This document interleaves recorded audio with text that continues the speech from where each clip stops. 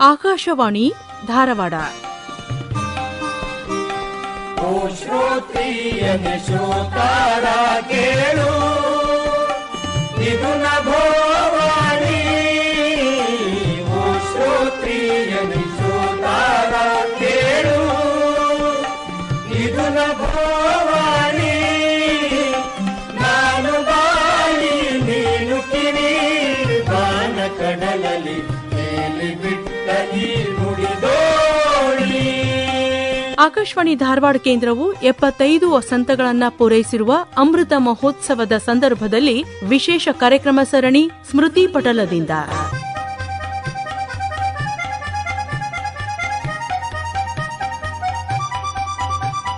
ಪ್ರಸ್ತುತಿ ಮಂಜುಳಾ ಪುರಾಣಿಕ್. ಕೇಳಿ ಸ್ಮೃತಿ ಪಟಲದಿಂದ.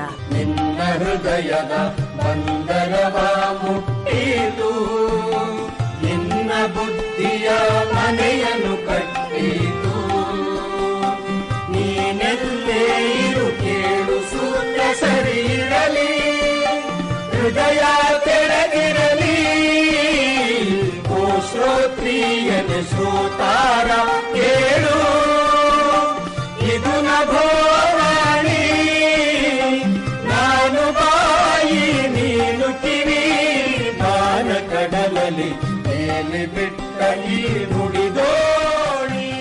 ಕೇಳುಗರಿಗೆಲ್ಲ ನಮಸ್ಕಾರ. ಇಂದಿನ ಸ್ಮೃತಿ ಪಟಲ ಕಾರ್ಯಕ್ರಮದಲ್ಲಿ ಖ್ಯಾತ ಪ್ರಕಾಶಕ, ಸಾಹಿತಿ, ಪದ್ಮಶ್ರೀ ಜಿ.ಬಿ. ಜೋಶಿ ಅವರ ಅಂತ್ಯಪ್ರಜ್ಞೆ ಭಾಷಣದಿಂದ ಆಯ್ದ ಭಾಗ ಹಾಗೂ ಖ್ಯಾತ ವಿಮರ್ಶಕ ಪ್ರೊಫೆಸರ್ ಕೀರ್ತಿನಾಥ್ ಕುರ್ತಕೋಟಿ ಅವರೊಂದಿಗಿನ ಸಂದರ್ಶನವನ್ನ ಕೇಳಬಹುದು. ಕಾರ್ಯಕ್ರಮದ ಮೊದಲಿಗೆ 1933ರಲ್ಲಿ ಮನೋಹರ ಗ್ರಂಥಮಾಲೆಯನ್ನ ಸಂಸ್ಥಾಪಿಸಿ ಹಲವಾರು ನಾಟಕಗಳನ್ನ ರಚಿಸಿ ಪದ್ಮಶ್ರೀ ಪ್ರಶಸ್ತಿ ಪುರಸ್ಕೃತರಾದ ಜಿ.ಬಿ. ಜೋಶಿ ಅವರು ಅಂತ್ಯಪ್ರಜ್ಞೆ ಅನ್ನುವಂಥ ಭಾಷಣವನ್ನ ಧಾರವಾಡ ಆಕಾಶವಾಣಿಯಲ್ಲಿ 1991 ಫೆಬ್ರವರಿ 27ರಂದು ಮಾಡಿದ್ರು. ಆ ಭಾಷಣದ ಆಯ್ದ ಭಾಗ.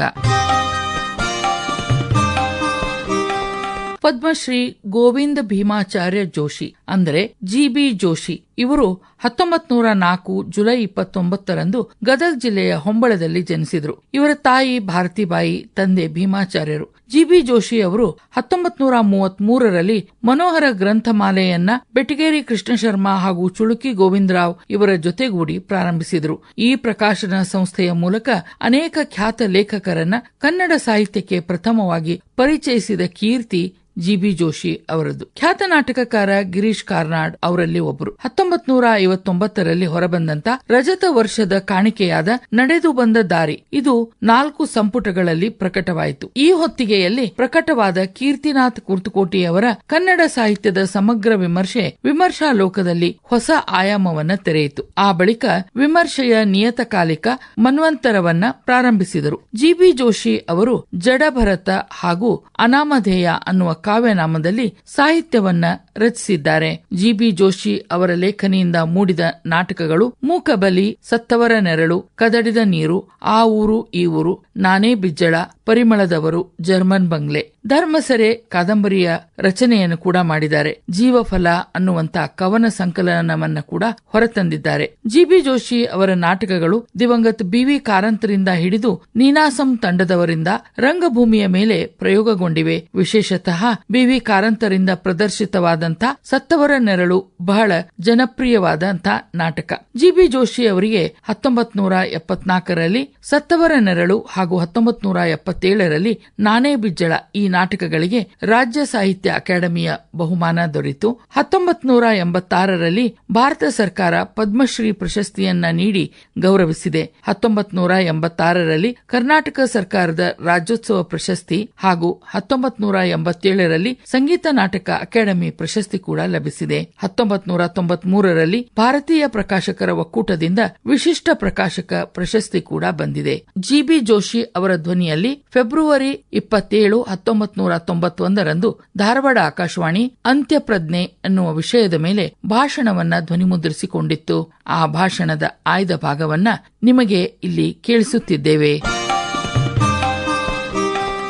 ಮಹಾಭಾರತದ ಅಶ್ವಮೇಧಿಕ ಪರ್ವದಲ್ಲಿಯ ಈ ಶ್ಲೋಕಗಳು ಮನನೈವೇದ್ಯವಾಗಿವೆ. ಅಹಾನ್ಯಸ್ತಮಯಾಂತಾನಿ ಉದಯಾಂತ ಚ ಶರ್ವರಿ ಸುಖಾಂತ ಚ ಸದಾ ದುಃಖಂ ದುಃಖಸ್ಯಾಂತಂ ಸದಾ ಸುಖಂ ಸರ್ವೇ ಕ್ಷಯಾಂತ ನಿಜಯಾ ಸರ್ವತಾಂ ಸಮುಚ್ಛಯಾಃ ಸಂಯೋಗಾಶ್ಚ ವಿಯೋಗಾತ ಮರಣಾಂತಂಚ ಜೀವಿತಂ ಸರ್ವಂ ಕೃತಂ ವಿನಾಶಾಂತಂ ಜಾತಸ್ಯ ಮರಣಂ ಧ್ರುವಂ ಅಶಾಶ್ವತಂ ವಿಲೋಕೇತ್ಸ್ಮಿನ್ ಸದಾ ಸ್ಥಾವರ ಜಂಗಮಂ. ಈ ಶ್ಲೋಕಗಳ ಸರಳವಾದ ಅರ್ಥ ಹೀಗಿದೆ: ಹಗಲುಗಳಿಗೆ ರಾತ್ರಿಯೇ ಕೊನೆ, ರಾತ್ರಿಗಳಿಗೆ ಉದಯ ಕೊನೆ. ಸುಖವೆಲ್ಲ ದುಃಖದಲ್ಲಿ ಕೊನೆಯಾದರೆ ದುಃಖದ ಕೊನೆ ಸುಖವಾಗುತ್ತದೆ. ಸಂಗ್ರಹವಾದದ್ದು ಕ್ಷಯಗೊಳ್ಳುತ್ತದೆ, ಮೇಲೇರಿದ್ದು ಕೆಳಗೆ ಬೀಳುತ್ತದೆ. ಸಂಯೋಗಕ್ಕೆ ವಿಯೋಗ ಕೊನೆಯಾದರೆ ಜೀವನಕ್ಕೆ ಮರಣವೇ ಕೊನೆಯಾಗುತ್ತದೆ. ಮಾಡಿದ್ದೆಲ್ಲ ವಿನಾಶಗೊಳ್ಳುತ್ತದೆ, ಹುಟ್ಟಿದ್ದು ನಿಶ್ಚಯವಾಗಿ ಸಾಯುತ್ತದೆ. ಈ ಲೋಕದಲ್ಲಿ ಸ್ಥಾವರ ಜಂಗಮ ಇವೆಲ್ಲ ಅಶಾಶ್ವತವಾಗಿವೆ. ಈ ಶ್ಲೋಕಗಳ ಹಿಂದೆ ಇರುವ ಪ್ರಜ್ಞೆಯನ್ನು ಅಂತ್ಯಪ್ರಜ್ಞೆ ಎಂದು ಕರೆಯಬಹುದು. ಪ್ರಾರಂಭವಾದದ್ದೆಲ್ಲ ಕೊನೆಗೊಳ್ಳುವುದು ಪ್ರಕೃತಿಯ ನಿಯಮವಾಗಿದೆ, ವಿಧಿ ನಿಯಮವೂ ಆಗಿದೆ. ಬದುಕೆಂದರೆ ಕೇವಲ ಇರುವಿಕೆ ಅಷ್ಟೇ ಆಗಿದ್ದರೆ ಈ ನಿಯಮ ಬಹುಶಃ ಅನ್ವಯವಾಗುತ್ತಿರಲಿಲ್ಲವೋ ಏನೋ. ಆದರೆ ಬದುಕು ಕೇವಲ ಇರುವಿಕೆಯಲ್ಲ, ಇರುವಿಕೆಯಿಂದ ಹಿಡಿದು ಮರಣದವರೆಗೆ ಅದರ 7 ಅವಸ್ಥೆಗಳನ್ನು ನಮ್ಮ ಶಾಸ್ತ್ರಕಾರರು ಅವಲೋಕಿಸಿ ಹೇಳಿಬಿಟ್ಟಿದ್ದಾರೆ. ಮೂರ್ತಿಯಾದದ್ದಕ್ಕೆ ಪ್ರಳಯ ತಪ್ಪದು ಎಂಬುದು ಪ್ರಭುದೇವರ ಒಂದು ವಚನ. ಇಡೀ ಜೀವಿತದ ಪ್ರಕ್ರಿಯೆಯನ್ನೇ ಅದು ಸಮಗ್ರವಾಗಿ ಹಿಡಿದು ಸಂಗ್ರಹವಾಗಿ ರೂಪಿಸುತ್ತದೆ. ಐತಿಹಾಸಿಕವಾಗಿ ಹೇಳಬೇಕಾದರೆ ಅನುಭವ ಮಂಟಪದ ವಿಘಟನೆಯ ಮುನ್ನೋಟ ದೊರೆತಾಗ ಪ್ರಭು ಆಡಿದ ಮಾತುಗಳಿವು. ಬಹಳ ದೊಡ್ಡವರಿಗೆ ಅಂಥ ದೂರದರ್ಶತ್ವ ಇರುತ್ತದೆ. ಮಹಾಭಾರತದ ಮೌಸಲ ಪರ್ವದಲ್ಲಿ ಯಾದವರ ವಿನಾಶದ ಸುಳಿವು ಕೃಷ್ಣನಿಗೆ ಮೊದಲು ಸಿಗುತ್ತದೆ. ಕೃಷ್ಣನನ್ನು ಅವಜ್ಞೋ ಮೂರ್ತಿಮಾನ್ ಎಂದು ಮಹಾಭಾರತ ಬಣ್ಣಿಸುತ್ತದೆ. ಒಂದು ಕ್ಷಣದ ಅವಕಾಶದಲ್ಲಿ ಅನಂತತೆಯನ್ನು ಕಾಣುವ ಕಣ್ಣು ದೊಡ್ಡವರಿಗಿರುತ್ತದೆ. ಪ್ರಭುದೇವರು, ಕೃಷ್ಣ ಇವರೆಲ್ಲ ನಮ್ಮ ಪ್ರಜ್ಞೆಯನ್ನು ಮೀರಿದ ದೊಡ್ಡವರು. ಅದರಂತೆ ಸೃಷ್ಟಿ, ಪ್ರಳಯ, ಬದುಕು, ಸಾವು, ಅಭ್ಯುದಯ, ಪತನ ಇವು ಕೂಡ ದೊಡ್ಡ ವಿಷಯಗಳೇ. ನಮ್ಮ ಶಕ್ತಿಗೆ ತಕ್ಕಂತೆ ಇವುಗಳಿಗೆ ಸ್ಪಂದಿಸಿ ನಾವು ಪಾರಾಗಿ ಬಿಡುತ್ತೇವೆ. ಕಾಲ, ಕರ್ಮ, ವಿಧಿ, ದೈವ ಹೀಗೆ ಅನೇಕ ತತ್ವಗಳಿಗೆ ಈ ಹೊಣೆಯನ್ನು ಕೊಟ್ಟು ಬಿಡುತ್ತೇವೆ. ನಮ್ಮ ಸಾಹಿತ್ಯ ಕೃತಿಗಳಲ್ಲಿ ಈ ಅಂತ್ಯ ಪ್ರಜ್ಞೆ ಹೇಗೆ ಕೆಲಸ ಮಾಡುತ್ತದೆ ಎಂಬುದು ಒಂದು ಕುತೂಹಲದ ಪ್ರಶ್ನೆಯಾಗಿದೆ. ಕೃತಿಯಲ್ಲಿ ವರ್ಣಿತವಾಗುವ ಜೀವನ ಪ್ರಕ್ರಿಯೆಗೆ ಒಂದು ಕೊನೆ ಇರುತ್ತದೆ. ಪ್ರಕೃತಿ ನಿಯಮಕ್ಕೆ ಅನುಸಾರವಾಗಿ ಈ ಕೊನೆ ಅಲ್ಲಿಂದಲೂ ಬರಬೇಕಾದ್ದು ಅನಿವಾರ್ಯವಾಗಿದೆ. ಅಲ್ಲಿಯೂ ಕೂಡ ಹಗಲು ರಾತ್ರಿಯಲ್ಲಿ ಕೊನೆಗೊಳ್ಳಬೇಕು, ಕೂಡಿದ್ದವರು ಅಗಲಬೇಕು, ಏರಿದವರು ಕೆಳಗೆ ಬೀಳಬೇಕು, ಸಂಗ್ರಹಗೊಂಡದ್ದು ಕ್ಷಯವಾಗಲೇಬೇಕು. ಅಂದರೆ ಒಂದು ಕಾದಂಬರಿಯಲ್ಲಿಯೇ ನಾಟಕದಲ್ಲಿಯೋ ಪ್ರಾರಂಭವಾದ ಜೀವನ ಕ್ರಮ ಪ್ರಕೃತಿಯ ನಿಯಮಗಳಿಗೆ ತಕ್ಕಂತೆ ಒಂದು ಪರ್ಯವಸಾನವನ್ನು ಪಡೆಯುತ್ತದೆ. ಹುಟ್ಟು ಮತ್ತು ಸಾವು ಇವು ಪ್ರಾರಂಭ ಮತ್ತು ಅಂತ್ಯದ ಬಿಂದುಗಳಾಗಿದ್ದರೆ ಅವುಗಳ ನಡುವೆ ಜೀವನ ಒಂದು ಕ್ರಮದಲ್ಲಿ ಸಾಗುತ್ತದೆ. ಜೊತೆಯಲ್ಲಿ ಜೀವನದ ಅವಸ್ಥೆಗಳ ಮತ್ತು ಕಾಲಕ್ರಮದಲ್ಲಿ ಋತುಮಾನಗಳ ಬದಲಾವಣೆ ತಾಳ ಹಾಕಿದಂತೆ ನಡೆಯುತ್ತದೆ. ಜೀವನ ಕ್ರಮದೊಡನೆ ನಡೆದಿರುವ ಅವಸ್ಥಾಕ್ರಮ ಮತ್ತು ಕಾಲಕ್ರಮಗಳನ್ನು ಕೃತಿಕಾರ ತನ್ನ ಅರ್ಥಪೂರ್ಣತೆಗೆ ತಕ್ಕಂತೆ ಉಪಯೋಗಿಸಿಕೊಳ್ಳಬಹುದು. ನಡುರಾತ್ರಿಯ ಕಾಲದಲ್ಲಿ ಮನುಷ್ಯ ಸಾಯುವುದು, ವಸಂತದ ಉನ್ಮಾದದಲ್ಲಿ ಪ್ರಣಯಗಳು ಕೂಡುವುದು, ಹೇಮಂತದ ರಿಕ್ತತೆಯಲ್ಲಿ ತಪಸ್ಸು ಮಾಡುವುದು ಇವೆಲ್ಲ ಯಾವುದೇ ಸಾಹಿತ್ಯಕಾರ ಉಪಯೋಗಿಸುವ ಅರ್ಥವನ್ನು ಪಡೆದುಕೊಳ್ಳುವ ವಿಧಾನಗಳಾಗಿವೆ. ಆದರೆ ಜೀವನಕ್ಕಿದ್ದಂತೆ ಒಂದು ಕೃತಿಗೂ ಅದರ ಪ್ರಾರಂಭ ಮತ್ತು ಅಂತ್ಯಗಳಿವೆ. ನಮ್ಮ ಪುರಾಣಗಳು ಈ ಸಮಸ್ಯೆಯನ್ನು ತಮ್ಮದೇ ಆದ ರೀತಿಯಲ್ಲಿ ಬಿಡಿಸಿಕೊಂಡವು. ಸೃಷ್ಟಿಕ್ರಮದ ವರ್ಣನೆಯಿಂದಲೇ ನಮ್ಮ ಪುರಾಣಗಳು ಪ್ರಾರಂಭವಾಗುತ್ತವೆ ಮತ್ತು ಅವುಗಳಿಗೆ ಪ್ರಳಯ ಕಾಲದಲ್ಲಿಯೇ ಮುಗಿತಾಯವೆನ್ನುವಷ್ಟು ಅವುಗಳ ಕೊನೆ ಮುಕ್ತವಾಗಿರುತ್ತದೆ. ನಮ್ಮ ಪುರಾಣಗಳೆಲ್ಲ ಒಂದು ದೃಷ್ಟಿಯಿಂದ ಪ್ರತಿ ಸೃಷ್ಟಿಗಳೇ, ಅಂದರೆ ಪ್ರಕೃತಿಯಲ್ಲಿ ಆಗುವುದನ್ನು ಮತ್ತು ಆಗದಿರುವುದನ್ನು ಒಂದು ವಿರಾಟ ಕ್ರಮದಲ್ಲಿ ಅವು ನಿರೂಪಿಸುತ್ತವೆ. ಈ ದೃಷ್ಟಿಯಿಂದ ನೋಡಿದಾಗ ನಮ್ಮ ಉಳಿದ ಸಾಹಿತ್ಯ ಕೃತಿಗಳಲ್ಲಿ ಪ್ರಾರಂಭ ಮತ್ತು ಮುಗಿತಾಯಗಳು ಸಮಸ್ಯೆಗಳಾಗುತ್ತವೆ. ಜೀವನದ ಯಾವುದೋ ಒಂದು ಅವಸ್ಥೆಯಿಂದ ಪ್ರಾರಂಭವಾಗಬಹುದು ನಿಜ, ಆದರೆ ಯಾಕೆ ಹಾಗೆ ಮಾಡಿದ್ದು ಎಂದು ಪ್ರಶ್ನೆ ಏಳುತ್ತದೆ. ಉದಾಹರಣೆಗೆ, ದುಷ್ಯಂತನ ಮೃಗಯಾ ವಿನೋದದಿಂದ ಶಾಕುಂತಲ ನಾಟಕ ಪ್ರಾರಂಭವಾಗುತ್ತದೆ. ಈ ನಾಟಕ ಇಲ್ಲಿಂದಲೇ ಯಾಕೆ ಪ್ರಾರಂಭವಾಗಬೇಕು? ಈ ಸನ್ನಿವೇಶದ ಮೊದಲು ಕೂಡ ದುಷ್ಯಂತನ ಜೀವನ ಹಬ್ಬಿಕೊಂಡಿದೆ ಎಂದಲ್ಲ? ಈ ಪ್ರಶ್ನೆಗೆ ಕಾಳಿದಾಸನ ಕೃತಿ ಹೇಳುವ ಉತ್ತರ ಒಂದೇ. ಈ ನಾಟಕದ ಮುಗಿತಾಯಕ್ಕೆ ತಕ್ಕ ಪ್ರಾರಂಭ ಇದು. ನಾಟಕದ ಸಂವಿಧಾನವೆಂದರೆ ದುಷ್ಯಂತ ಶಕುಂತಲೆಯರ ಕಥೆಯ ಸಂವಿಧಾನವೇ ಆಗಬೇಕಾಗಿಲ್ಲ. ಆ ಕಥೆಯಿಂದ ಕೆಲವು ಸನ್ನಿವೇಶಗಳನ್ನು ಆರಿಸಿಕೊಂಡು ಅವುಗಳನ್ನು ನಾಟಕದ ಸಂವಿಧಾನದ ಕ್ರಮದಲ್ಲಿ ಜೋಡಿಸಬೇಕಾಗುತ್ತದೆ. ನಮ್ಮ ನಿಜ ಜೀವನದಲ್ಲಿ ಆಗುವುದು ಒಂದಾದರೆ ಆಗಬಹುದಾದದ್ದು ಅನೇಕವೆಂದೇ ಹೇಳಬೇಕು. ಇಂದು ಹುಟ್ಟಿದ ಮಗು 100 ವರ್ಷ ಬಾಳಬಹುದು, ಸುಖವಾಗಿರಬಹುದು, ಬಡವನಾಗಬಹುದು, ಧನಿಕನಾಗಬಹುದು. ಅಂತೂ ಮನುಷ್ಯ ಜೀವನದ ಮಿತಿಯಲ್ಲಿಯೇ ಏನೇನೋ ಆಗಬಹುದು. ಆದರೆ ಆಗುವುದು ಮಾತ್ರ ಒಂದೇ. ನಾಟಕ ಅಥವಾ ಯಾವುದೇ ಸಾಹಿತ್ಯ ಕೃತಿ ಈ ಸಂಭಾವ್ಯತೆಗಳಲ್ಲಿ ಒಂದನ್ನು ಆಯ್ದುಕೊಳ್ಳಬೇಕಾಗುತ್ತದೆ. ಸಂವಿಧಾನವನ್ನು ಕಟ್ಟಿಕೊಳ್ಳುತ್ತದೆ, ಅದಕ್ಕೆ ತಕ್ಕಂತೆ ಮುಗಿತಾಯಗೊಳ್ಳುತ್ತದೆ. ನಾಟಕದ ಪ್ರಾರಂಭ ಮತ್ತು ಮುಗಿತಾಯಗಳು ಸಂವಿಧಾನದ ಅರ್ಥವನ್ನು ಸೂಚಿಸಿ ಅದರೊಂದಿಗೆ ಸಾಂಗತ್ಯದ ಸಂಬಂಧವನ್ನಿಟ್ಟುಕೊಳ್ಳುತ್ತವೆ. ಪ್ರಹಸನಗಳಾಗಲಿ, ಶೃಂಗಾರ ರಸದ ಸುಕುಮಾರ ನಾಟಕಗಳಾಗಲಿ ನಾಯಕ ನಾಯಿಕೆಯರ ಮದುವೆಯಲ್ಲಿ ಮುಗಿತಾಯಗೊಳ್ಳುತ್ತವೆ. ಗಂಭೀರ ನಾಟಕಗಳು ನಾಯಕನ ಸಾವಿನಿಂದ ಕೊನೆಗೊಳ್ಳುತ್ತವೆ. ಮದುವೆ ಮತ್ತು ಸಾವು ಇವು ಅರ್ಥಪೂರ್ಣ ಸಂಗತಿಗಳಾಗಿರುವುದರಿಂದ ಈ ಮುಗಿತಾಯ ಕೂಡ ಅರ್ಥಪೂರ್ಣವಾಗುತ್ತದೆ. ಸಾಹಿತ್ಯ ಆಳವಾಗುತ್ತಾ ಹೋದಂತೆ ಅದರ ಅಭಿವ್ಯಕ್ತಿ ಕೂಡ ತೊಡಕಿನದಾಗುವುದು ಅನಿವಾರ್ಯವಾಗುತ್ತದೆ. ಕೃತಿಕಾರನ ದರ್ಶನ ಮತ್ತು ಪ್ರತಿಭೆ ಇವು ಆಳವಾದರೆ ಒಂದು ಕೃತಿಯ ಕೊನೆ ಅರ್ಥ ವಿಸ್ತಾರವನ್ನು ಪಡೆಯುತ್ತದೆ. ಗ್ರೀಕ್ ಮತ್ತು ಸಂಸ್ಕೃತ ನಾಟಕಗಳಲ್ಲಿ ಮೇಲು ನೋಟಕ್ಕೆ ಮುಗಿತಾಯ ಸರಳವಾಗಿರುವಂತೆಯೇ ತೋರುತ್ತದೆ. ಆದರೆ ಪರೀಕ್ಷಿಸಿ ನೋಡಿದಾಗ ಈ ಮುಗಿತಾಯದ ಅರ್ಥಪೂರ್ಣತೆ ಕಣ್ಣಿಗೆ ಕಾಣುತ್ತದೆ. ಕಾಳಿದಾಸನ ಶಾಕುಂತಲ ದುಷ್ಯಂತ ಶಕುಂತಲೆಯರ ಪುನರ್ಮಿಲನದೊಡನೆ ಮುಗಿಯುತ್ತದೆ. ಆದರೆ ಈ ಪುನರ್ಮಿಲನ ನಡೆಯುವುದು ಆಶ್ರಮದಲ್ಲಿ. ನಾಟಕದ ಪ್ರಾರಂಭ ಕಣ್ವರ ಆಶ್ರಮದಿಂದ ಆದರೆ ಮುಗಿತಾಯ ಸ್ವರ್ಗದ ಒಂದು ಭಾಗವಾದ ಕಶ್ಯಪರ ಆಶ್ರಮದಲ್ಲಿ. ಶಕುಂತಲೆ ಈಗ ಮೊದಲಿನ ಮುಗ್ಧಳಾದ ಆಶ್ರಮ ಕನ್ಯೆಯಲ್ಲ, ಒಬ್ಬ ಚಕ್ರವರ್ತಿಯ ತಾಯಿ. ಅದಿತಿ ಮತ್ತು ಕಶ್ಯಪರ ದಾಂಪತ್ಯ ಇವರಿಗೆ ಮಾದರಿಯಾಗಬೇಕು. ದಾಂಪತ್ಯದ ರೂಪರೇಷೆಗಳನ್ನು ಸ್ವರ್ಗದಲ್ಲಿಯೂ ಕಾಳಿದಾಸ ಜೀವಂತವಾಗಿಟ್ಟಿದ್ದಾನೆ. ಒಂದು ದೃಷ್ಟಿಯಿಂದ ಇದು ಮುಗಿತಾಯವಲ್ಲ, ಪ್ರಾರಂಭದಂತೆಯೇ ಮುಗಿತಾಯವಿರುವುದು ಕಾಲದ ಪುನರಾವರ್ತನವನ್ನು, ಅಭಿಜ್ಞಾನದಿಂದ ದೊರೆತ ಸತ್ಯದ ಸಜೀವತೆಯನ್ನು ಸೂಚಿಸುತ್ತದೆ. ಸತ್ಯವೆಂದರೆ ಅನುಭವ ಸತ್ತ ಮೇಲೆ ದೊರೆಯುವ ಅಮೂರ್ತ ತಿಳುವಳಿಕೆಯಾಗಬಾರದು. ಮೊದಲ ಅಂಕದಲ್ಲಿ ಪ್ರಣಯ ತಪಸ್ಸನ್ನು ಓಡಿಸಿಬಿಟ್ಟರೆ ಮುಗಿತಾಯದ ಭಾಗದಲ್ಲಿ ಪ್ರಣಯವೇ ತಪಸ್ಸಾಗುತ್ತದೆ, ದಾಂಪತ್ಯವಾಗುತ್ತದೆ. ಇದು ಕಾಳಿದಾಸನ ಅಂತ್ಯಪ್ರಜ್ಞೆ. ಇದಕ್ಕೆ ವಿರುದ್ಧವಾದ ಇನ್ನೊಂದು ಅಂತ್ಯಪ್ರಜ್ಞೆಯೂ ಇದೆ, ಅದು ಕೂಡ ಇಷ್ಟೇ ಮಹತ್ವಪೂರ್ಣವಾಗಿದೆ. ಶೇಕ್ಸ್ಪಿಯರ್ನ ರುದ್ರ ನಾಟಕಗಳೆಲ್ಲ ಮುಗಿಯುವುದು ಸಾವಿನೊಂದಿಗೆ. ನಾಯಕನೊಬ್ಬನೇ ಸಾಯುವುದಿಲ್ಲ, ಆದರೆ ಎಲ್ಲ ವ್ಯಕ್ತಿಗಳೂ ಸತ್ತು ಹೋಗುತ್ತವೆ. ಈ ಸಾಮೂಹಿಕವಾದ ಸಾವು ಸರ್ವನಾಶದ ಒಂದು ಧ್ವನಿಪೂರ್ಣವಾದ ಪ್ರತಿಮೆಯಾಗುತ್ತದೆಂದು ವಿಮರ್ಶಕರ ಅಭಿಪ್ರಾಯವಾಗಿದೆ. ಈ ಅಭಿಪ್ರಾಯದಲ್ಲಿ ಸಾಕಷ್ಟು ಸತ್ಯವೂ ಇದೆ. ಶೇಕ್ಸ್ಪಿಯರ್ನ ರುದ್ರ ನಾಟಕಗಳು ಒಂದು ಜೀವನ ಕ್ರಮ, ರಾಜ್ಯ ವ್ಯವಸ್ಥೆಯ ಸಾಂಪ್ರದಾಯಿಕ ಕೊನೆಯನ್ನು ನಿರೂಪಿಸುತ್ತವೆ. ಆದರೆ ಇಂಥ ಸಾಮುದಾಯಿಕ ಮರಣದಲ್ಲಿಯೂ ಕೂಡ ಒಬ್ಬ ವ್ಯಕ್ತಿ ಉಳಿದು ನಾಟಕದ ಭರತವಾಕ್ಯವನ್ನು ನುಡಿಯುತ್ತಾನೆ. ಇಂಥ ಸರ್ವನಾಶದಲ್ಲಿ ಕೂಡ ಅವನು ಉಳಿದದ್ದೇಕೆ ಎಂಬ ಪ್ರಜ್ಞೆ ಮನಸ್ಸನ್ನು ಕಾಡುತ್ತದೆ. ಎಷ್ಟು ಪ್ರಯತ್ನಿಸಿದರೂ ಸರ್ವನಾಶ ಅಸಂಭವವೆಂದೇ ಹೇಳಬೇಕು. ಬೊಮ್ಮನಹಳ್ಳಿ ಕಿನ್ನರಜೋಗಿ ಕವಿತೆಯಲ್ಲಿ ಒಂದು ದಪ್ಪ ಇಲಿ ಮತ್ತು ಒಬ್ಬ ಕುಂಟ ಹುಡುಗ ಉಳಿಯುತ್ತಾರೆ. ಉಳಿಯಲೇಬೇಕು. ಯಾವ ಸಾಹಿತ್ಯದಲ್ಲಿಯೂ ಅಂತ್ಯ ಪ್ರಜ್ಞೆ ಅಖಂಡವಾಗಿ ಇರುವುದಿಲ್ಲ. ಈ ಪ್ರಜ್ಞೆಯಲ್ಲಿ ಹುಟ್ಟಿದ ಬಿರುಕಿನಿಂದ ಪುನಃ ಸೃಷ್ಟಿಯಾಗಬೇಕು. ಜೀವನದ ಸಾತತ್ಯ ಹರಿಗಡಿಯಲಾಗದು. ಬೀಜ ಸಾಯದಿದ್ದರೆ ಗಿಡ ಹುಟ್ಟುವುದಿಲ್ಲ ಎಂದು ಬೈಬಲ್ ಹೇಳುತ್ತದೆ. ಒಂದು ದಿಕ್ಕಿನಿಂದ ನೋಡಿದಾಗ ಅಂತ್ಯವಾಗಿ ಕಾಣುವುದು, ಇನ್ನೊಂದು ದಿಕ್ಕಿನಿಂದ ಪ್ರಾರಂಭವಾಗಿ ಕಾಣುತ್ತದೆ. ಅಂತ್ಯ ಪ್ರಜ್ಞೆ ಇದೇ ಇರಬೇಕು. ಶರಣರ ಅಂತ್ಯವನ್ನೇ ಕಂಡ ಬಸವಣ್ಣ ಇಂಥ ವ್ಯಕ್ತಿಯಾಗಿದ್ದ. ತನ್ನ ಯಾದವ ಕುಲದ ನಾಶವನ್ನೇ ಕಂಡ ಕೃಷ್ಣ ಇಂಥವನಾಗಿದ್ದ. ನಮ್ಮ ಕಾಲಕ್ಕೆ ಬಂದರೆ ನಮ್ಮ ಗೆಳೆಯರಾದ ಮಧುರ ಚನ್ನರು ಇಂಥವರಿದ್ದರು. ಅಪರೂಪಕ್ಕೆ ಕಂಡುಬರುವ ಗುಣ ಇದು ಇರಬೇಕು.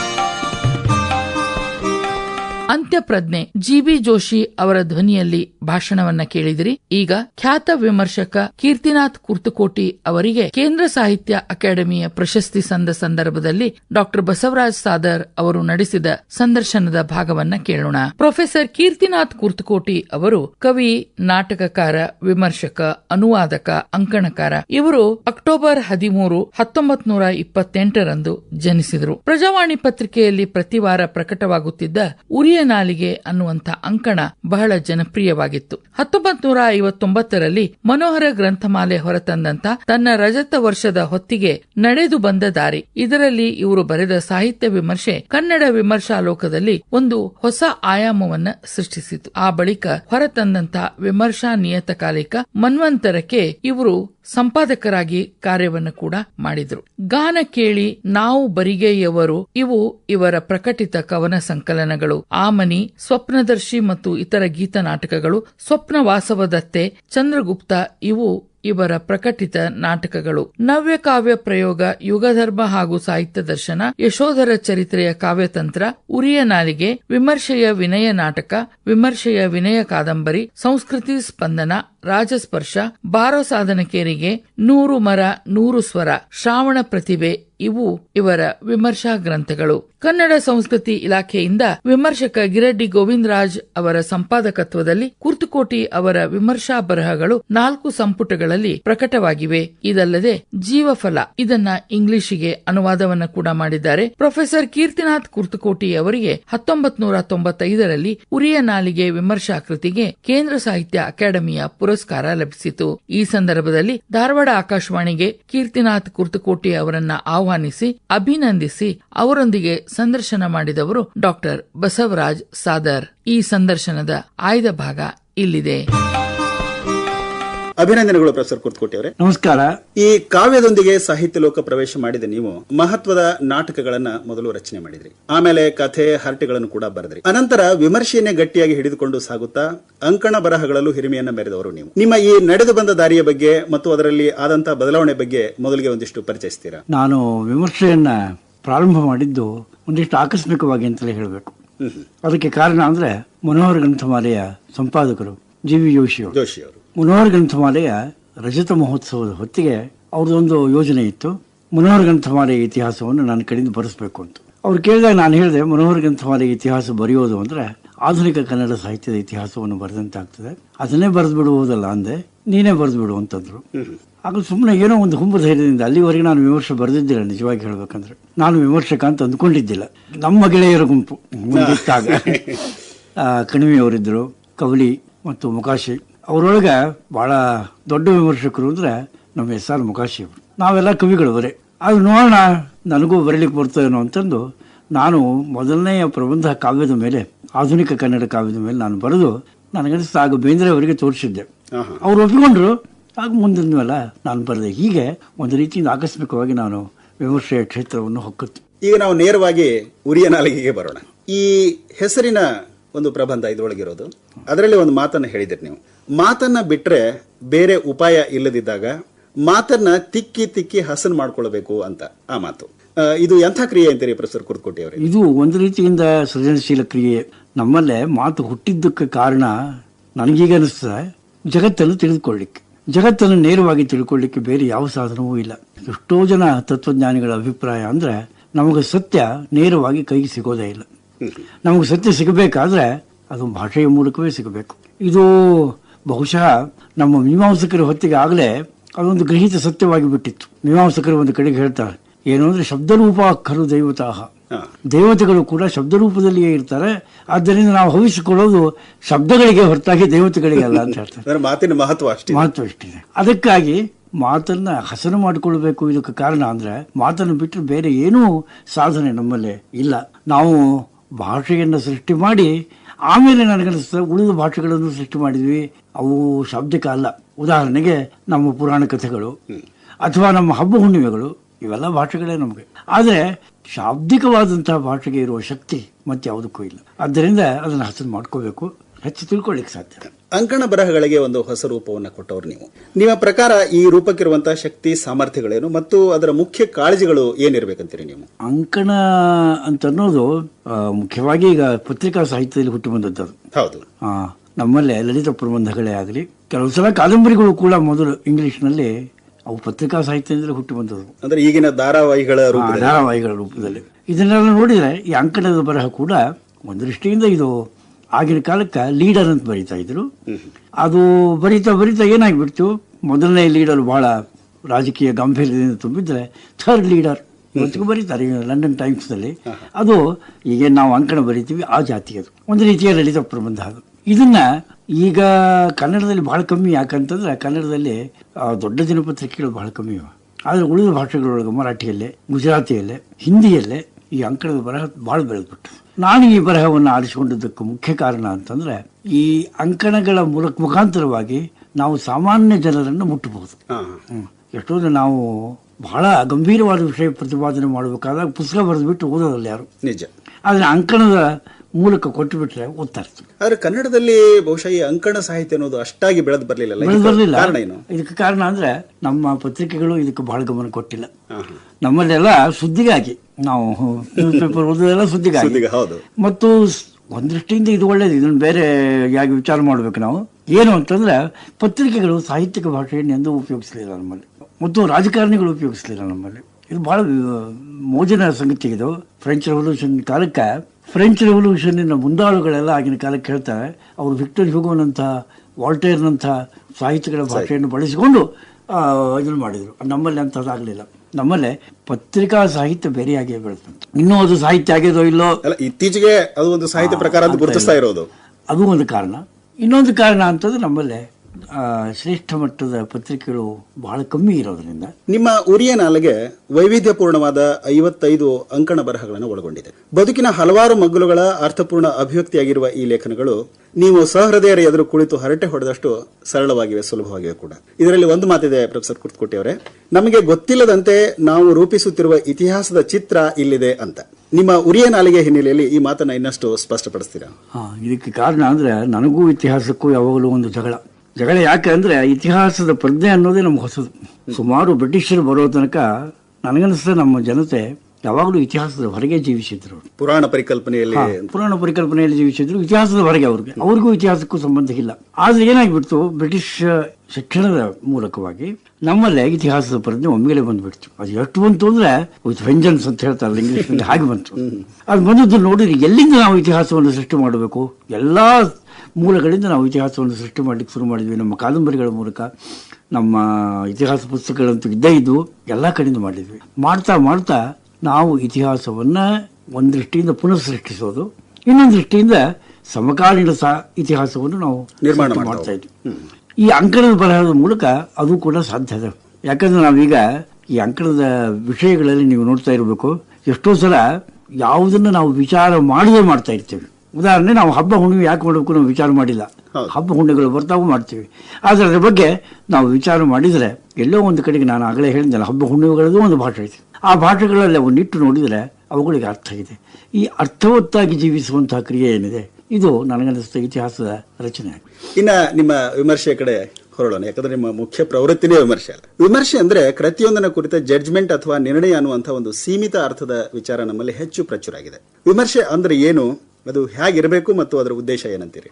ವಿಮರ್ಶೆ ನಮಗೆ ಇಂಗ್ಲಿಷ್ನಿಂದ ಬಂದದ್ದು. ವಿಮರ್ಶೆ ನಾವು ತಿಳ್ಕೊಂಡದ್ದು, ನೀವು ಆಗಲೇ ಹೇಳಿದಂತೆ, ಅದು ಕೇವಲ ಕೃತಿಯ ಮೌಲ್ಯಮಾಪನ ಮತ್ತು ಒಂದು ದೃಷ್ಟಿಯಿಂದ ಈ ಕೃತಿಯ ಹಿನ್ನೆಲೆಯನ್ನು ಕುರಿತು ಚರ್ಚೆ ಮಾಡೋದು. ಒಂದು ದೃಷ್ಟಿಯಿಂದ ಅದಕ್ಕೆ ಲಿಟರರಿ ಹಿಸ್ಟ್ರಿ, ಸಾಹಿತ್ಯದ ಇತಿಹಾಸ ಬರೆಯೋದು. ಇದನ್ನು ಬಿಟ್ಟರೆ ಬೇರೆ ಏನು ಕೆಲಸ ನಾವು ಮಾಡಲಿಲ್ಲ. ಆದರೆ ಇದು ಸಾಕಷ್ಟಾಗಿದೆ ನಮ್ಮಲ್ಲಿ. ಮೌಲ್ಯಮಾಪನ ಮಾಡಬಾರ್ದು ಅಂತೇನಿಲ್ಲ, ಮಾಡಲೇಬೇಕು. ಅದು ನಾವು ಮೌಲ್ಯಮಾಪನ ಮಾಡಿ ಮಾಡಿ ಈಗ ಒಂದು ಹಂತಕ್ಕೆ ಏನು ಬಂದಿವಿ ಅಂದರೆ, ಈಗ ಮೌಲ್ಯಮಾಪನ ಕಾರಣ ಇಲ್ಲ. ಸಾಮಾನ್ಯ ಓದುಗನಿಗೂ ಕೂಡ ಯಾವ ಕೃತಿ ಒಳ್ಳೆಯದು, ಯಾವ ಕೃತಿ ಕೆಟ್ಟದು ಅನ್ನೋದು ಗೊತ್ತಾಗ್ಲಿಕ್ಕೆ. ಅದಕ್ಕೆ ವಿಮರ್ಶಕ ಆ ಕೆಲಸ ಮಾಡಬೇಕಾಗಿಲ್ಲ. ಈಗ ವಿಮರ್ಶೆ ಮಾಡಬೇಕಾದ ಮುಖ್ಯ ಕೆಲಸ ಏನು ಅಂದ್ರೆ ಸಾಹಿತ್ಯದ ಮೀಮಾಂಸೆಯನ್ನು ಸೃಷ್ಟಿ ಮಾಡೋದು. ಅದನ್ನು ನಾವು ಮಾಡ್ತಾ ಇಲ್ಲ. ಇನ್ನು ಕಾವ್ಯ ಮೀಮಾಂಸೆ ಹೊಸದಾಗಿ ಸೃಷ್ಟಿಯಾಗಬೇಕಾಗಿದೆ. ನಮ್ಮಲ್ಲೇ ಮೊದಲಿನಿಂದಲೂ ಕಾವ್ಯ ಮೀಮಾಂಸೆಯ ಬಗ್ಗೆ ಒಲವಿತ್ತು, ಇಂಗ್ಲಿಷ್ನಲ್ಲಿ ಅಷ್ಟಿಲ್ಲ. ಆದರೆ ಈಗ ನಮಗನ್ನಿಸ್ತಾ ನಾವು ಹೊಸದಾಗಿ ಕಾವ್ಯ ಮೀಮಾಂಸೆಯನ್ನು ಸೃಷ್ಟಿ ಮಾಡಬೇಕು. ಯಾಕಂದ್ರೆ ಸಾಹಿತ್ಯ ಹೊಸದಾಯಿತು, ಗದ್ಯ ಸಾಹಿತ್ಯ ಹೆಚ್ಚಾಗಿ ಬಂತು. ನಮ್ಮಲ್ಲಿ ಗದ್ಯದ ಸಾಹಿತ್ಯ ಮೀಮಾಂಸೆ ಹೆಚ್ಚಾಗಿ ಬೆಳಿಬೇಕಾಗಿದೆ. ಇನ್ನೂ ಬಂದಿಲ್ಲ ಅದು. ನಮ್ಮ ಕಾದಂಬರಿಗಳು ಅಂದ್ರೆ ಏನು, ನಾವಿನ್ನೂ ಕಾವ್ಯದ ಪರಿಕಲ್ಪನೆಯಲ್ಲೇ ಹೆಚ್ಚು ಕಾವ್ಯದ ಪರಿಕಲ್ಪನೆಯಲ್ಲೇ ಇದ್ದೇವೆ. ಇಷ್ಟ ಅಲ್ಲ, ಕಾವ್ಯದ ತತ್ವಗಳನ್ನೇ ನಾವು ಕಾದಂಬರಿಗೆ ಅನ್ವಯಿಸಿ ಹೇಳ್ತಾ ಇರ್ತೇವೆ. ನಿಜವಾಗಿ ನೋಡಿದ್ರೆ ಕಾವ್ಯ ಅನ್ನೋದು ಕಿವಿಯಿಂದ ಕೇಳಬೇಕಾದದ್ದು, ನಾಟಕ ಅನ್ನೋದು ಕಣ್ಣಿನಿಂದ ನೋಡಬೇಕಾದದ್ದು, ಕಾದಂಬರಿಗಳನ್ನು ಓದಬೇಕಾದದ್ದು. ಅಂದ್ಮೇಲೆ ಈ ಮೂರಕ್ಕೂ ಬೇರೆ ಬೇರೆ ಸಾಹಿತ್ಯ ಮೀಮಾಂಸೆ ಅಗತ್ಯ ಆದಂಥದ್ದು. ಈ ಮಾತನ್ನ ಈಗ ವಿಮರ್ಶೆ ಮನಗಂಡು ಇನ್ಮೇಲೆ ಮಾಡ್ತೀವಿ. ಇಂತಹ ಸಂದರ್ಭದಲ್ಲಿ ವಿಮರ್ಶೆ ಯಾರಿಗೆ ಅನ್ನುವಂತ ಒಂದು ಪ್ರಶ್ನೆ ಉಳಿದಿದೆ ಅಲ್ಲ. ಒಂದ್ ದೃಷ್ಟಿಯಿಂದ ಸೃಜನಶೀಲ ಲೇಖಕನಿಗೆ ವಿಮರ್ಶೆಯ ಬಗ್ಗೆ ಯಾವಾಗಲೂ ಅನುಮಾನ. ಅದರಲ್ಲೂ ನವೋದಯ ಕಾಲಕ್ಕಂತೂ ಸಿಟ್ಟು ಬಹಳ ಇತ್ತು ಅವರಿಗೆ. ಎಷ್ಟೋ ಸಲ ಅದ್ರ ಬಗ್ಗೆ ಅವ್ರ ಕವಿತೆಗಳನ್ನು ಬರೆದ್ರು. ಮತ್ತು ಇನ್ನೂ ಒಂದು ದೊಡ್ಡ ಟೈಮ್ ಆನರ್ಡ್ ಜೋಕ್ ಅಂತ ಕರಿಬಹುದು. ಅದಕ್ಕೆ ಏನು ಅಂದ್ರೆ ಸೃಜನಶೀಲ ಸಾಹಿತ್ಯ ಇದ್ದವನು ಕೆಟ್ಟರೆ ಅವನು ವಿಮರ್ಶಕನಾಗ್ತಾನೆ. ಬಹಳ ಸುಳ್ಳು ಮಾತು, ಅದಾಗೋದಲ್ಲ. ಅದರಿಂದ ಯಾವಾಗಲೂ ಅವನ ಬಗ್ಗೆ ಇಂಥ ಜೋಕ್ಸ್ ನಾವು ಕೇಳ್ತಾ ಇರ್ತೀವಿ. ಇನ್ನೊಂದು ಸಹೃದಯನಿಗೆ ಅಗತ್ಯವೇ ಅಂತಂದ್ರೆ ಅಂಥ ಸಹೃದಯ ಸಿಗೋದು ಬಹಳ ಕಷ್ಟ. ನೀವು ಹೇಳೋದು ಈ ದೃಷ್ಟಿಯಿಂದ ನನಗೆ ಅಗತ್ಯ ಇಲ್ಲ ಅಂತ ಅನಿಸ್ತು. ಮತ್ತೆ ನೀವು ವಿಮರ್ಶೆಯನ್ನ ನೀವು ಹಠ ತೊಟ್ಟು ಸಹೃದಯನಿಗೆ ಏನೋ ಕಲಿಸ್ತೀವಿ ಅಂತ ಹೋದ್ರೆ ನಮ್ಮ ಸಂಸ್ಕೃತಿಯ ಬಗ್ಗೆ ಅನುಮಾನ ಹುಟ್ಟುತ್ತೆ, ವ್ಯರ್ಥ ಪ್ರಯತ್ನ ಕೂಡ ಆಗಬಹುದು. ಆದ್ರಿಂದ ಅದಕ್ಕೂ ಉಪಯೋಗ ಇಲ್ಲ. ಆದ್ರೆ ವಿಮರ್ಶೆ ಎದಕ್ಕಾಗಿ ಬೇಕು ಅಂದ್ರೆ ವಿಮರ್ಶಕನಿಗಾಗಿಯೂ ಬೇಕು. ಯಾಕಂದ್ರೆ ವಿಮರ್ಶೆ ಏನ್ ಮಾಡ್ತಾರೆ ಅಂದ್ರೆ ಇದು ಕೂಡ ಒಂದು ರೀತಿಯ ಸಾಹಿತ್ಯ. ಈಗ ಅದು ಪ್ರಬಂಧ ಸ್ವರೂಪವನ್ನು ತಳೆದ್ರಿಂದ ಈಗ ಅದು ಒಂದು ಸಾಹಿತ್ಯ. ನಾವು ವಿಮರ್ಶೆ ಏನ್ ಮಾಡಬೇಕು ಅಂದ್ರೆ ಇನ್ನೊಂದು ಪ್ರತಿ ಪಠ್ಯವನ್ನ ನಾವು ಸೃಷ್ಟಿ ಮಾಡ್ತಾ ಇರ್ತೀವಿ, ಮಾಡಬೇಕು. ಮಾಡಿದಾಗ ಆ ಮೂಲ ಕೃತಿಗೆ ಸಂಬಂಧಿಸಿದಂತ ಇನ್ನೊಂದು ಪಠ್ಯ ನಿರ್ಮಾಣವಾದಾಗ ಅವೆರಡನ್ನು ಕೂಡಿ ಓದಿದಾಗ ಅರ್ಥಾನುಭವ ಹೆಚ್ಚಾಗಿ ಬಿಡ್ತದೆ. ಅಂದ್ರೆ ಅವೆರಡಲ್ಲೂ ಮುಖಾಮುಖಿ ಅಗತ್ಯ, ಬಹಳ ಅಗತ್ಯ. ವಿಮರ್ಶೆನೂ ಕೂಡ ಒಂದು ಸೃಜನಶೀಲ ಕ್ರಿಯೆ ಅಂತ ನೀವು ತಿಳ್ಕೊಂಡವರು. ಅದರ ಸೃಜನಶೀಲ ನೆಲೆಯನ್ನು ತಿಳಿಸ್ತಾನೆ ಮತ್ತು ಅದರ ಪರಿಭಾಷೆ ಬಗ್ಗೆ ಒಂದೆರಡು ಮಾತು ಹೇಳ್ತೀರಾ? ಜೀವನಾನುಭವದಿಂದ ಸಾಹಿತ್ಯ ಹುಟ್ಟುತ್ತದೋ ಹಾಗೆ ಸಾಹಿತ್ಯ ಅನುಭವದಿಂದ ವಿಮರ್ಶೆ ಹುಟ್ಟುತ್ತದೆ. ತುಂಬಾ ಒಳ್ಳೆ ಮಾತು. ಇದನ್ನ ನೋಡಿದ್ರೆ ನನಗನ್ನಿಸ್ತದೆ ಇದು ಕೂಡ ಒಂದು ರೀತಿಯ ಸೃಜನಶೀಲ ಬರವಣಿಗೆ. ಎಷ್ಟೋ ವಿಮರ್ಶಕರು ಕೆಲವು ಸಲ ಆ ವಿಮರ್ಶೆಯ ಶೈಲಿಯನ್ನ ಬೇಕಂತಾನೆ ವಿದ್ರೂಪಗೊಳಿಸ್ತಾರೆ. ಅದ್ ಮಾಡಬಾರ್ದು. ವಿಮರ್ಶೆ ಲಲಿತವಾಗಿರಬಾರ್ದು ಅಂತ ಎಲ್ಲೂ ಕಾಯ್ದೆ ಇಲ್ಲ. ಆದ್ದರಿಂದ ಲಲಿತವಾಗಿದ್ದಷ್ಟು ಒಳ್ಳೆಯದೇ, ಜನ ಓದ್ತಾರೆ. ಪ್ರೊಫೆಸರ್ ಕುರ್ತಕೋಟಿ ಅವರೇ, ನಿಮಗೆ ಬೇಂದ್ರೆ ಮತ್ತು ಕುಮಾರವ್ಯಾಸ ಅಂದ್ರೆ ಬಹಳ ತುಂಬಾ ಪ್ರೀತಿ ಮತ್ತು ಅಚ್ಚುಮೆಚ್ಚು ಕೂಡ.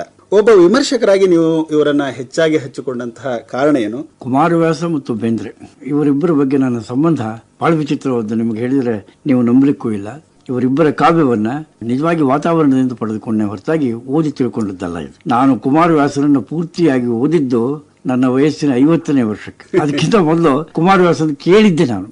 ಬೇಂದ್ರೆ ಅವರು ಅದೇ ರೀತಿ. ಬೇಂದ್ರೆ ಅವರ ಕಾವ್ಯಗಾಯನ ಆಗ ನಾವು ಪ್ರತಿ ಕಾವ್ಯಗಾಯನಕ್ಕೂ ಹಾಜರಿರ್ತದ್ರಿಂದ ನಾವು ಎಷ್ಟೋ ಕವಿತೆಗಳನ್ನು ಕೇಳಿದ್ವಿ. ಇದು ಒಂದು ಮಾತು. ಎರಡನೇದು ಅಂದ್ರೆ ಈ ಇಬ್ಬರಲ್ಲಿಯೂ ಇರುವಂತಹ ಒಂದು ಸಮಾನ ಧರ್ಮ. ಅಂದ್ರೆ ಕನ್ನಡವನ್ನ ಇಷ್ಟು ಸಮೃದ್ಧವಾಗಿ ಉಪಯೋಗಿಸಿದಂತಹ ಕವಿಗಳು ಬಹಳ ಕಮ್ಮಿ. ಕುಮಾರವ್ಯಾಸನಲ್ಲಿ ವೊಕ್ಯಾಬುಲರಿ ನೋಡ್ಬಿಟ್ಟು ನನಗನ್ನಿಸ್ತದೆ ಕನ್ನಡ ಕವಿಗಳಲ್ಲಿ ಅವನನ್ನು ಮೀರುವಂತಹ ವೊಕ್ಯಾಬುಲರಿ ಯಾರ್ದು ಇಲ್ಲ. ಅದು ಒಂದು ಬೇಂದ್ರೆ ಅವರು ಅಂತವ್ರೆ. ಎಷ್ಟೋ ಸಲ 3-4 ಶಬ್ದಗಳಿರ್ತಾವೆ ಒಂದು ಅರ್ಥಕ್ಕೆ. ಆ 3-4 ಶಬ್ದಗಳನ್ನ ಹಠದಿಂದ ಉಪಯೋಗಿಸ್ತಾರೆ ಬೇಂದ್ರೆ ಅವರು.